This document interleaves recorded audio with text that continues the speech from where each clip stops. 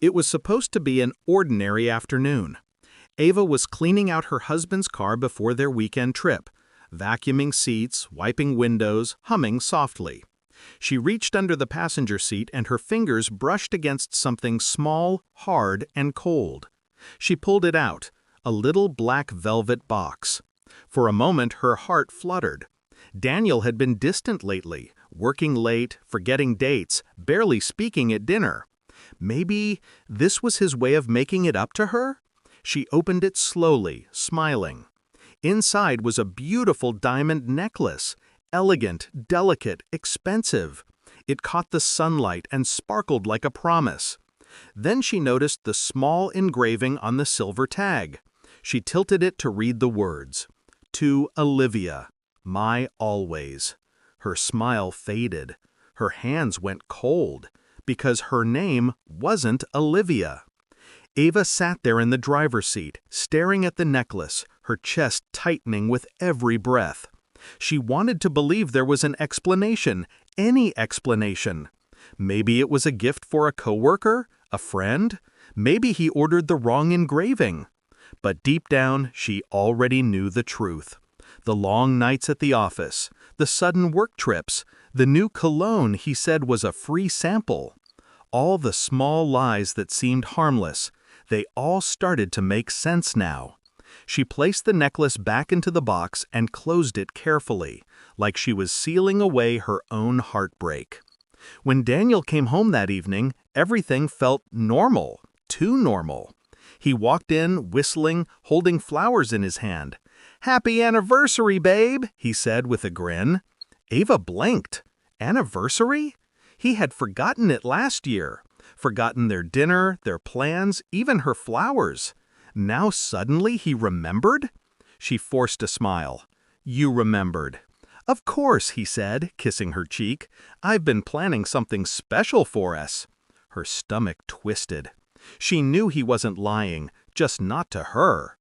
That night she cooked his favorite meal. Steak, mashed potatoes, red wine, all the things he loved. But this time she wasn't doing it for love. She was setting the stage. After dinner, while Daniel was in the shower, Ava went to his jacket pocket. She slipped the velvet box out and placed it on the dining table, right in the center, between their plates. Then she sat down, waiting. When he came back, towel over his shoulder, he stopped in his tracks. His eyes darted from the necklace box to her. "Where did you get that?" "From your car," she said quietly. He swallowed hard. "Ava, listen, it's not what it looks like." She tilted her head, calm but trembling inside. "Then tell me," she said softly, "who's Olivia?" The silence that followed said more than any answer could. He opened his mouth again, searching for excuses. "She's just—" "Don't," Ava interrupted. "Don't lie again. You've had enough practice." Her voice cracked on the last word. She stood up slowly, her tears finally breaking free. "You said I was your always, remember? The night you gave me this ring?" "Ava, No," she said. "You don't get to speak. You gave someone else my words, my promises." Daniel took a step forward, his face full of guilt and panic. "It was a mistake. I didn't mean for it to happen." "You didn't mean for me to find out," she corrected. Her calmness scared him. It wasn't the rage he expected. It was something worse.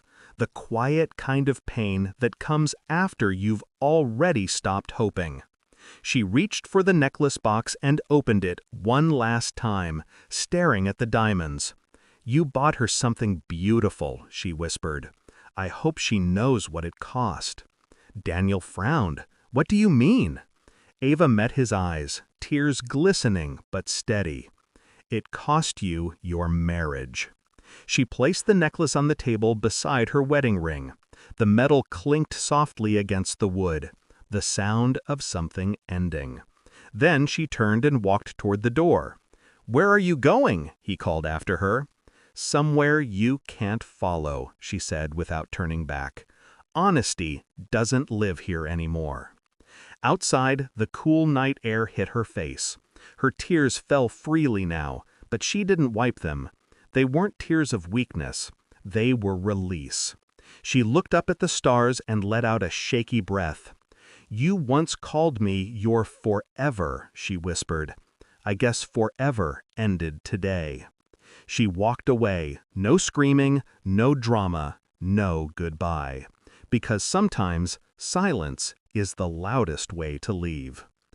Honesty doesn't live here anymore.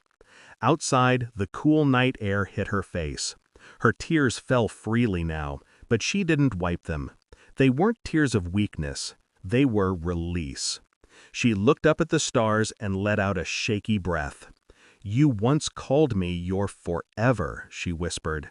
"I guess forever ended today." She walked away, no screaming, no drama, no goodbye. Because sometimes silence is the loudest way to leave. Some gifts sparkle until you see who they were really meant for. If you found a necklace like that, would you confront your partner or walk away quietly like Ava did?